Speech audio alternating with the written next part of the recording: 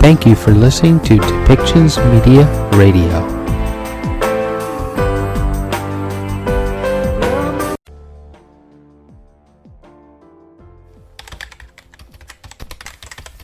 Welcome to Policy and Rights, the show about government policy and human rights.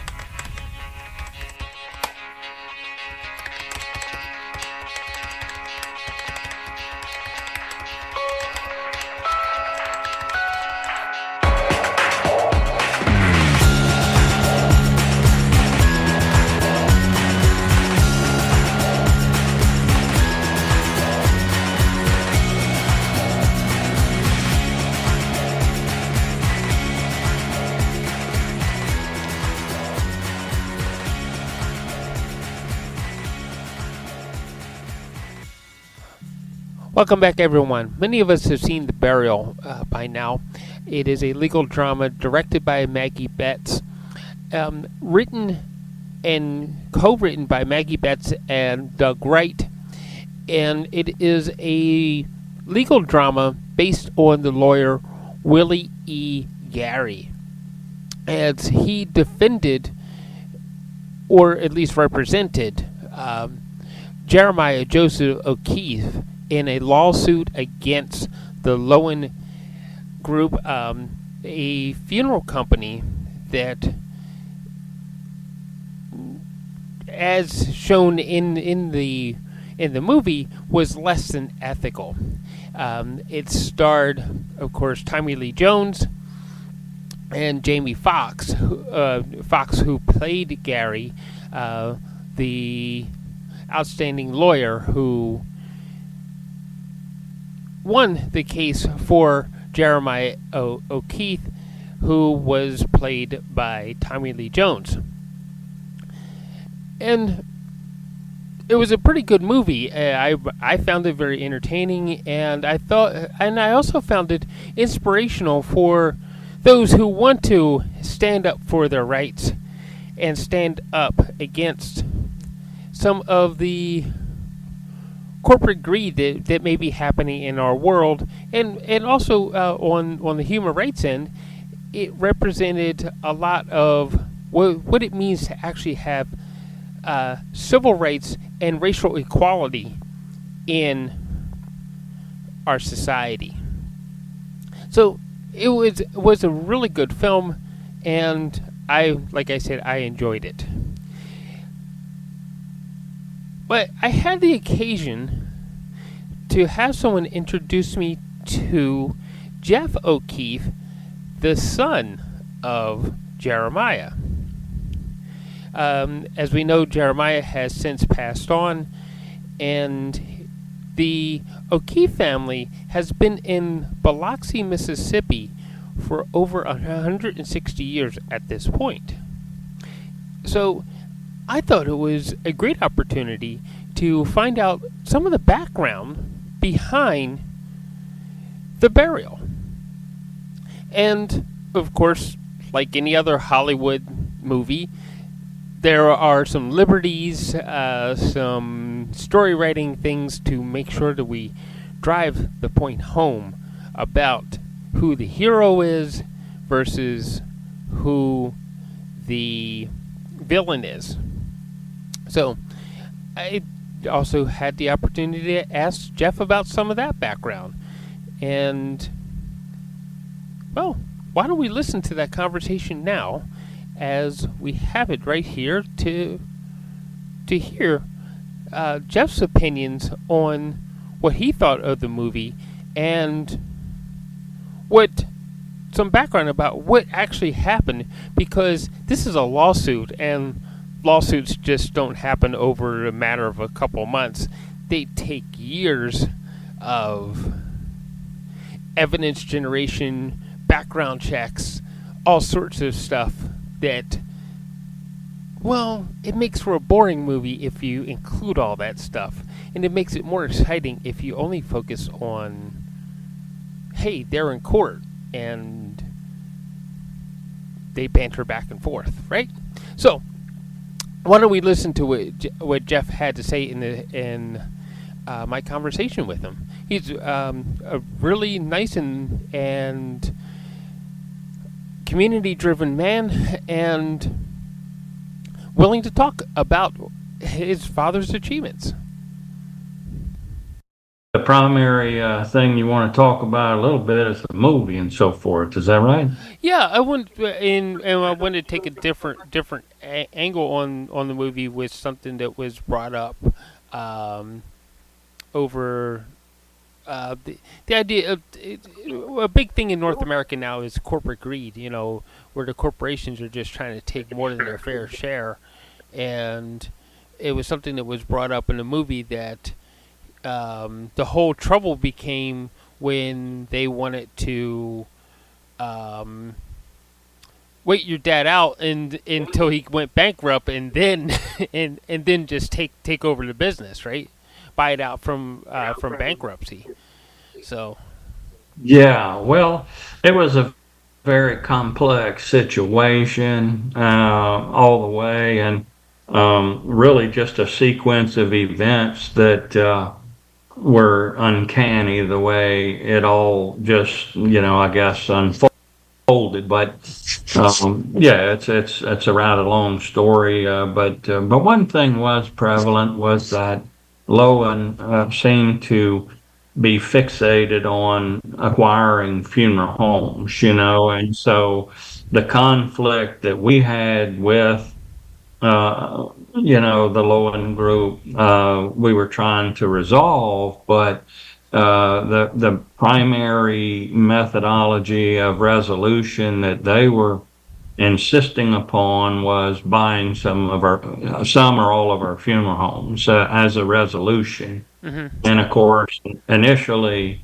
none of those were for sale, and so that's where some of those discrepancies, arose.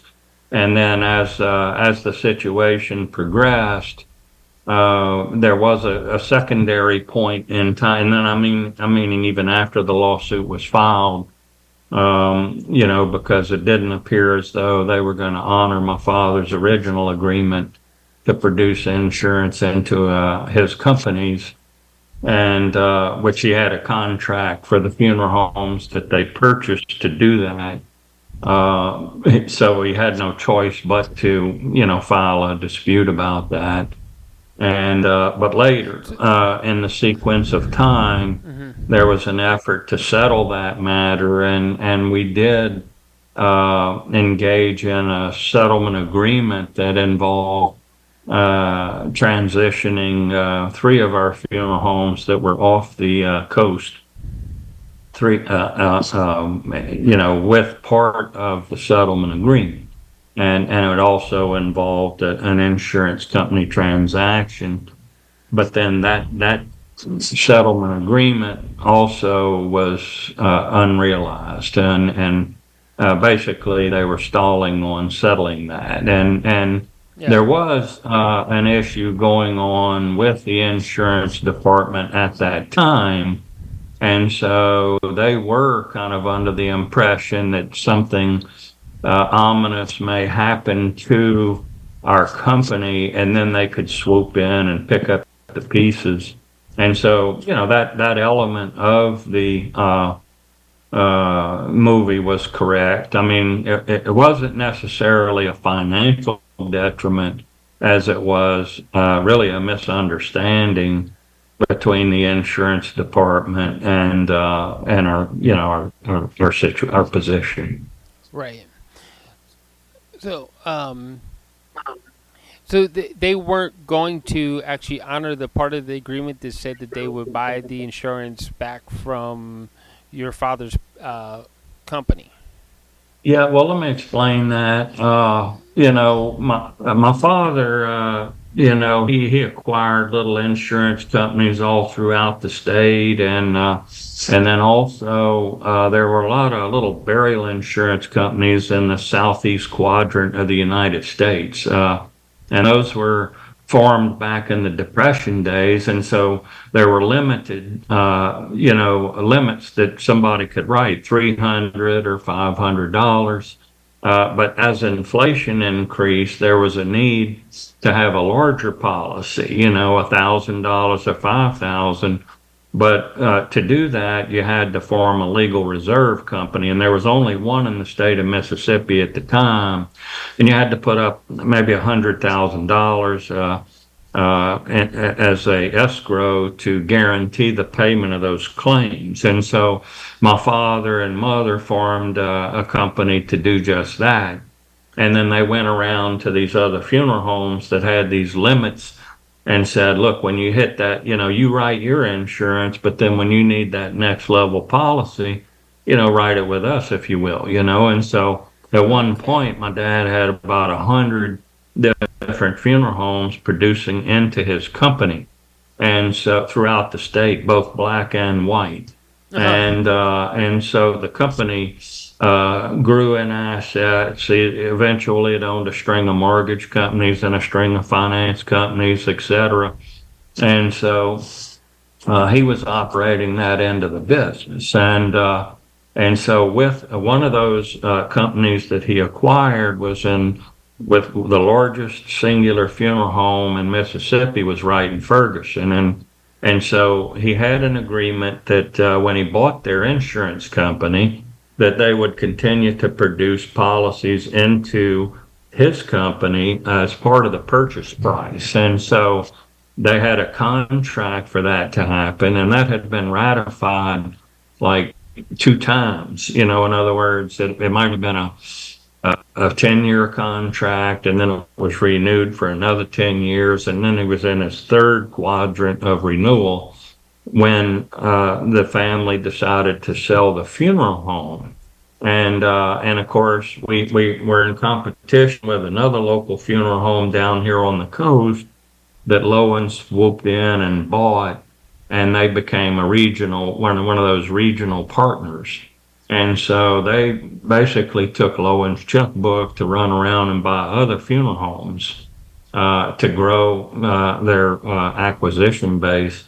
And so one of the funeral homes he bought was the one in Jackson that we had the agreement with. And because we were competitors on the coast, I think he kind of carried that attitude into that arrangement in Jackson and walked in one day and said, well, we're not producing into that company anymore. It was really the regional partner that breached that contract. And so that's what started the disagreement legally. And of course, my dad flew to Canada, sat down with Ray on his boat, and encouraged him to honor the agreement. And he says, well, the way we can honor it is you sell us some of your funeral homes, or you sell us your funeral homes, and we'll work it out. And that's when my dad said, well, they're just not for sale. And so that's where the dispute arose. And then, of course, as I mentioned, time went on, and we were about to go to trial, and then there was an effort to settle the arrangement, in other words, reach a settlement agreement, Mm-hmm. which we did. And but then that wasn't honored either. And so that's when the damages even got more serious and so forth. So the Loewen Group just had the history is that the Loewen Group just decided that he's a little guy. I'm not going to pay him, or I'm not going to honor Yeah, my agreements with yeah, him. yeah. And my understanding is that the competitor on the coast that they acquired, that became a regional partner, he learned of the settlement agreement, which involved selling their insurance company to us, in addition to rolling a bunch of prearranged trust funeral funds into the tune of 10 or 15 million. And so he flew to Canada with his dad, and he was kind of like, no, no, you're not making no deal with my competitor, And so Lowen was kind of in a situation where he was either going to get sued by us or get sued by his own regional partner, theoretically and possibly. And so I think he just chose not to, uh, you know, dishonor the arrangement he had with one of his own regional partners over settling with us. Yeah. And so that's where he didn't settle and kind of acquiesced to the demands of his regional partner. And so I think that was part of what also happened in the whole deal, as it turned out, and there was evidence that backed that up as we got into the trial, and discovery was brought forth and whatnot. Yeah. So Yeah, so there was a paper trail, and that led that to substantiated, yeah. what I just communicated. Yeah, there was a note, and and there was communication from the gentleman that we met with to try to reach a settlement agreement. That if our competitor learned of that, then in all likelihood they would torpedo it, and that's kind of what was happening Hmm. on it. So, did you get to see the movie? Yeah, I saw the movie, and it sounds like they took some of the cliff notes way out of some of the evidence gathering and things that you just described, Yeah, so that they could yeah, tell no, the story a little better. yeah. I mean, they took a lot of liberties in making the movie, but Hmm. it was a very complex situation to at best. I mean, there were a lot of moving parts that led to where this thing went, but they essentially, and it's kind of like when we were meeting down in New Orleans while the filming was going on, and I was talking with the executive from Amazon, and I was telling him, I said, man, you're doing this movie, and you're doing it from the point of the conflict to the end of the verdict. I said, but what you really had here was a mini series. I mean, this thing went on 4.5 years before it went to trial. And Yeah. then I said the ramifications after trial were as riveting as the trial itself. And so, but I mean, in fairness to them, they had to take a very complex matter and try to cliff note it down into, a deliverable, understandable sequence. And Yeah. so, with that, there was some liberties taken, and I think I might have mentioned to you earlier, possibly, but the family had created a website called theburial.org, and it's theburial.org without a dash between the and burial. It's just one word, theburial.org.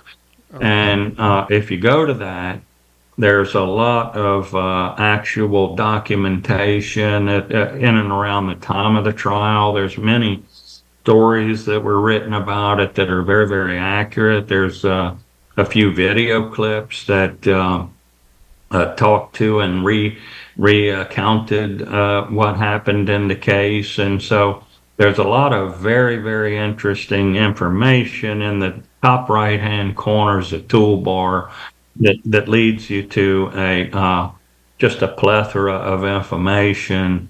And there's even a fact versus fiction section in there that the family put together for the inquiring mind. Yeah.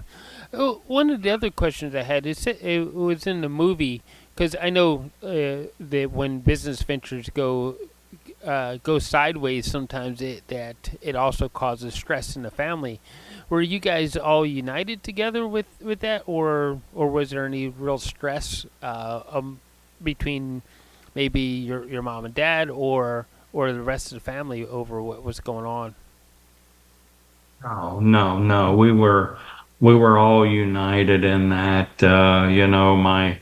My father, by and large, of course, he was a fourth generation funeral director that, the business was established. Well, we pegged the date at the conclusion of the Civil War, even though our family owned land prior to the Civil War Mm-hmm. and was working the land. and Edward O'Keefe enlisted in the Live Oak Rifles infantry of the Civil War, but he returned home to work the land following the Civil War, Okay. and thus, that's where the origins of the business began. He was basically a glorified taxi driver. He had horses and wagons, and people used to travel to the town because there were these natural artesian wells that the water flowed up out of the ground, and they were said to be of a healing nature. And so people would travel who were sick by stagecoach or train to Ocean Springs, and he would meet them at the train depot or the stagecoach and bring them out to the hotel and out to the springs and back, and with the hopes of being healed. And of course, if some of them weren't healed and passed, why then oftentimes we were called to carry, put them on the wagon and carry them out to the cemetery, and that's kind of how we got into it, in the beginnings. But my father, he was a fourth generation. But as far as the insurance side of the business, we were much like all the other funeral homes. We just had our own little burial insurance, and my father was the one who conceived the idea of forming a legal reserve company and serving Yeah. funeral homes Well, statewide. And so he built all of that. And so when he went into this dispute, there was a number of, family members that worked in the life insurance company. Some worked in the funeral home. I had already acquired the funeral home operation from my dad at that point okay. prior to the conflict. So I owned the funeral homes at that time, and Yeah. my father and I were working in tandem together. Well, And I was a plaintiff in the trial with him uh-huh. during the conflict. I spent my 39th birthday on the witness stand for 2 days, the day of and the day after. And so, was there the whole way. But there was never any dissension or non-unification about the facts were on our side. I mean, we knew we had a contract that simply wasn't being honored. Right. And of course, the reality is when you go to trial, particularly with a jury, I mean, you don't know how that thing's going to go. You never know. I mean, Yeah. it's anybody's game once you get in there with a live jury. And so we were, certainly up against that. And but we believed that we had a solid position and that the facts were on our side. Yeah. The other thing I want to make this clear. How important is, or what does the insurance actually do? Does it guarantee the payment after a person passes, that it helps the family pay for the funeral? Is that what that does? Yes, exactly. It's basically you pay a small premium, and then of course, if death occurs, then when and if it does, why the insurance money helps pay for the funeral. And so there's been variations of the type of coverage over the years. Initially, there were small policies written that just had a small fixed base value like $300, $500. And that was the max you could write in one company. And so they'd form another company and they'd write three or four policies to that limit. And then when that limit, was exceeded by inflation, then they would form an ordinary life policy. It'd be like $1,000. It was not tied to having to be paid to the funeral home, but it was coverage for funerals. And then later evolved the prearranged policy itself, which was actually tied to the funeral, that had dividend growth and kind of kept up with inflation. So there's been different products Okay. over the years, but basically it's all in an effort to soften the financial blow of anybody having to bury a loved one. So it's it is kind of like a life insurance policy, but just not It on a is. big Yeah, scale. yes, it is just designed to pay for the funeral. Yeah, Right. it's yeah. Okay. Hmm. All right, Yeah, that's that the easiest makes way to look at it. It's like a life policy designed to pay for the funeral. okay. That makes sense, and I can see how that can be kind of lucrative too. You know that for your family to get into, and probably necessary for your family to get into, um, to help make sure because hey, sometimes funerals get expensive. Um, with with that being said, there was in the movie it said something about it sounded like a bait and switch sort of thing where they would um, sell a lower end product for a much larger markup depending on where the person was when they where their families were in Mississippi or across. Well, yeah, I think what they were trying to get to was that that families were being put upon. And this really, I don't think the movie told it quite succinctly like it was told to the jury, which was one of the things that kind of incensed the jury, was the fact that, like Loewen went into one town and there were three independent funeral homes in that town by different names. And then they quietly bought all three of those. And then they systematically raised the prices on all of them. And so if somebody wasn't happy, went to the other funeral home, they were still going to Lowen, and so they would keep the existing names of the businesses so nobody knew that Lowen owned them, but Lowen, and they raised all those prices. If they were in another town where they had a Lowen funeral home and a real competitor that they didn't own, then they kept the prices lower there. So they were selectively taking advantage of people where they could, where they had captive markets. And that's what we, proved as one of the antitrust issues in our Uh, case. I was And gonna. that was what really incensed the jury, was that they were selectively taking advantage of people. And so I think the movie was trying to project that when they had the people on the stand and they were talking about being Yeah, taken advantage of and that sort of thing, but it didn't really kind of drive it home like that explanation I just gave you. yeah. That's a much better explanation in that. It sounds like they're trying to form a monopoly. Well, they did in some towns, and whatnot. And in fact, the truth is that Lowen had already been cited for an antitrust issue or two before they ever got to Mississippi.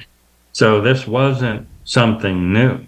And it may have been something that our legal team had ferreted out as a potential, soft spot for where they were conducting business.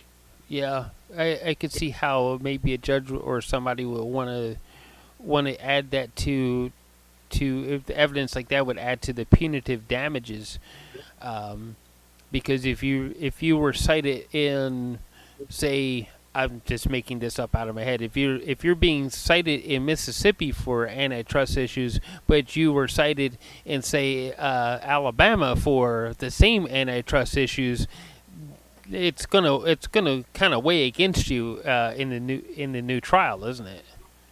Yeah, yeah, yeah, it would. And so, yeah, I mean, so those were some of the things. And then there were other liberties taken. For example, there wasn't a black female that was on the lead counsel for the Lowen Group. She was simply invented by the director, Maggie Betts. She's a black female director, Hmm. and she wanted to inject a strong black female presence in this movie. And of course, Journey Smollett did a beautiful job with that, and did a fine job. But that's just one of the things that they used as a liberty to. And and the part where they put one of our attorneys, Michael Allred, on the stand and basically ferreted out that his dad was a KKK member and all that. Yeah. Our grandfather, our attorney, Mike Allred, which was there really was a Mike Allred. He was never even put on the witness stand, so all of that was just made up. Yeah. And so the whole part about part of our legal team being unhappy and going back to Florida and all of that, none of that happened. I mean, our legal team was unified the whole way. Those were just things that, were added to the script, to heighten some of, the storyline and so forth. Yeah. The basic Hollywood formula sort of thing, Yeah, right? exactly. Yeah, yeah. So anyway, but it seems to, the movie retained the number one spot in the nation for Amazon Prime for near a month. And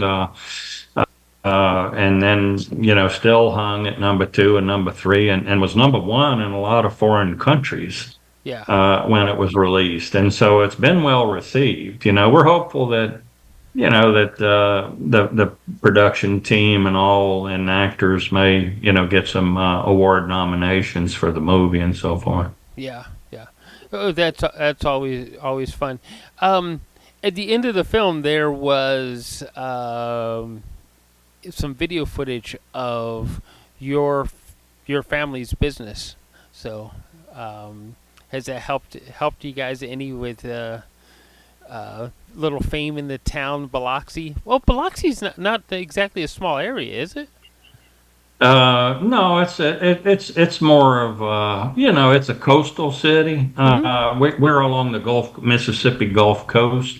We're in three different cities, so we're actually four or more cities along the coast. So, but it is kind of more of it's not a big population base like New Orleans or Mobile, Alabama. Some of these larger cities. It's Yeah. it's more rural in nature, but at any rate, yeah. Well, I mean, obviously, we've been in business. 2025 will be our 160th year, so we've been in business a long, long time along the coast. Each generation of O'Keefe's has been involved either militarily, politically, or civically since the Civil War, and so our name is been synonymous with the Gulf Coast in one of those fashions for near 160 years now. So obviously a lot of we're fairly well known, and my father was a legislator for a while, and then also.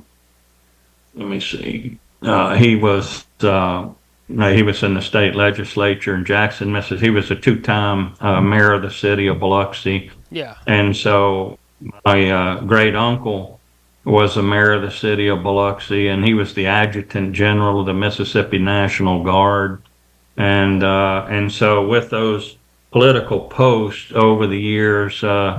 A great grandfather of mine was an alderman in Ocean Springs. So, the name's been around for a long. So when the movie came out, and of course, at the time of the trial, if you look at that site that I indicated to you, I Yeah. mean, it The drew national burial.org, attention. right?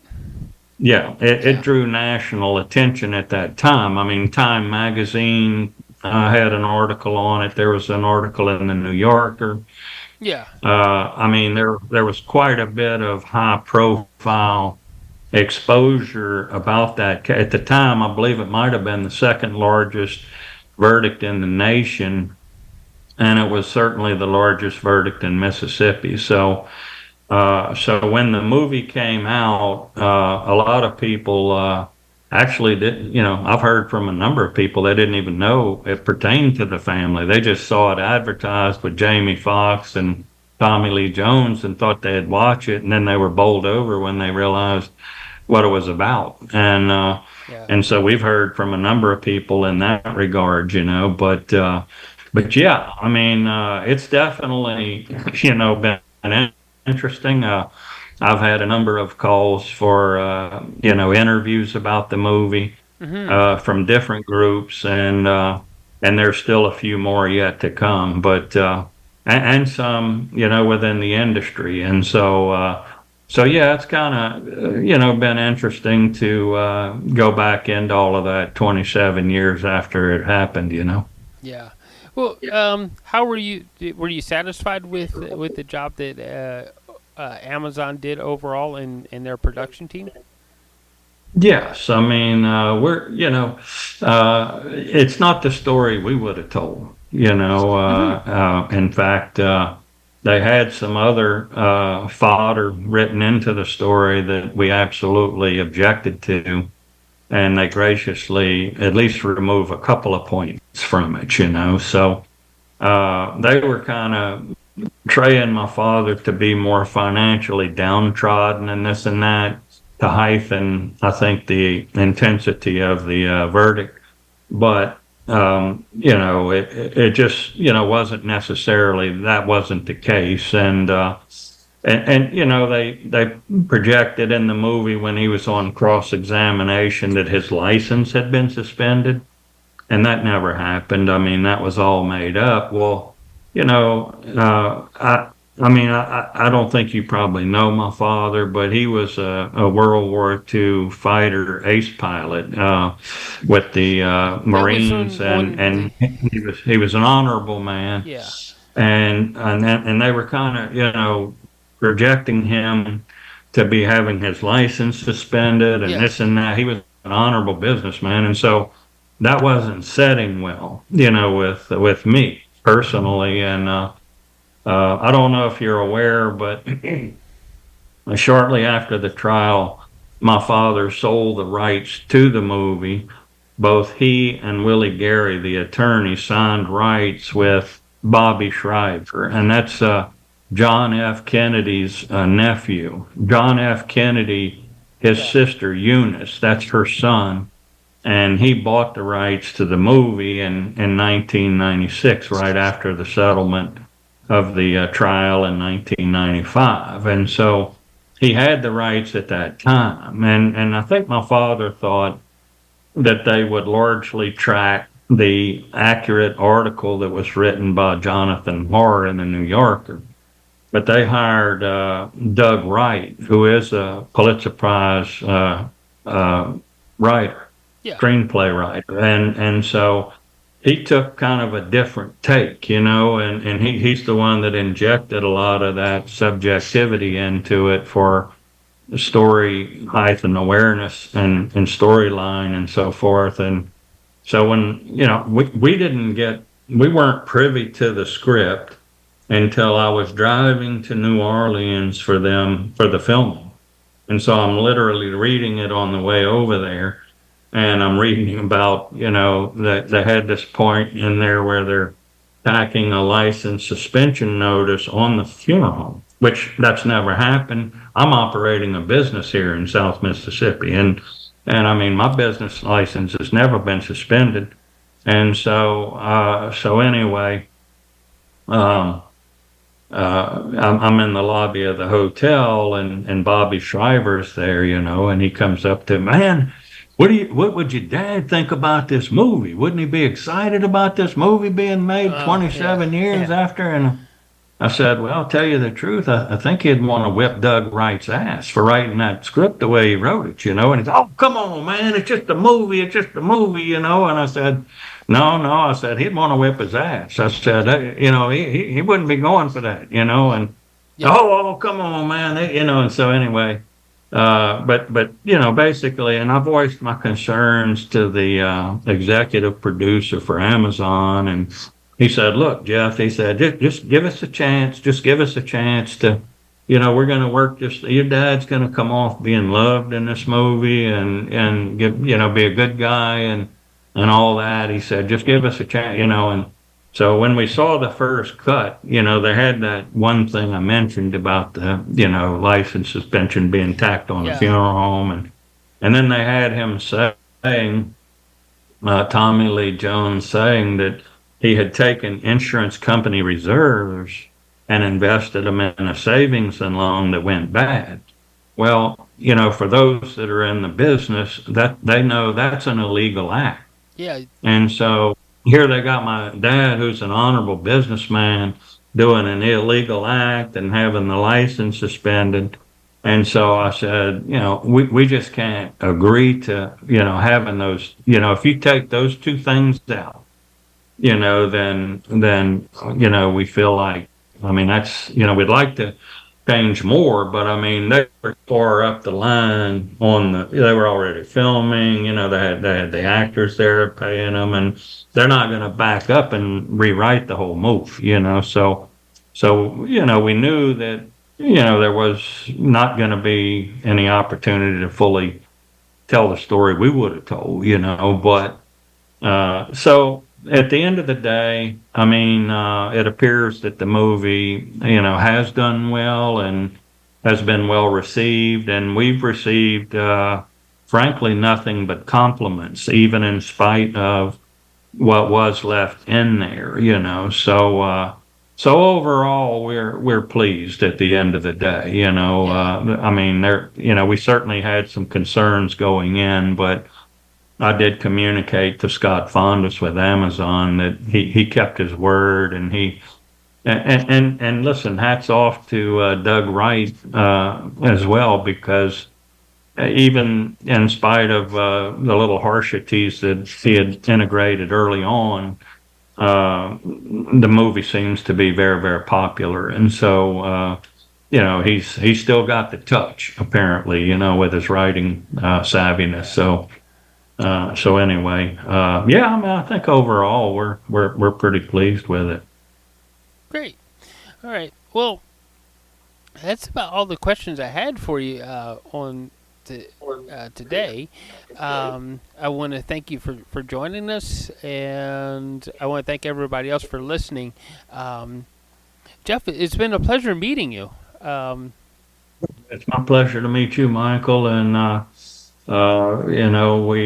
we'd be interested to get a little more feedback. You're home based in Canada there. If you hear or see, any particular things up in that neighborhood concerning the movie, please let us know about it. I sure will. Thanks again, Jeff. All right. Okay, so as we thought that, yeah, there were some liberties taken, and the O'Keefe family did sign off on some so that the story could actually get out there. And we did discover that the O'Keefe family has been a staple in the Biloxi community since the American Civil War, and continues to serve the people around them faithfully and diligently. So I do want to thank Jeff O'Keefe for appearing with us. It was a real pleasure to meet him and to speak with him. And I want to thank another friend of mine who actually made the introduction, Tom Crean, who is a funeral director and part of the Kearney's funeral home system here close to my home.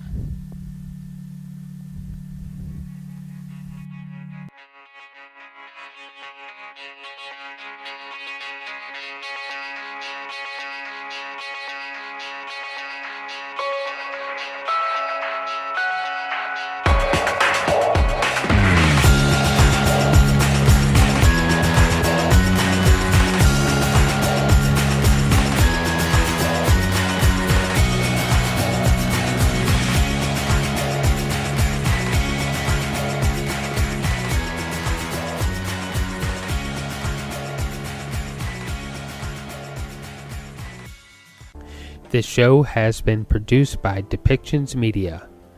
Please contact us at depictions.media for more information.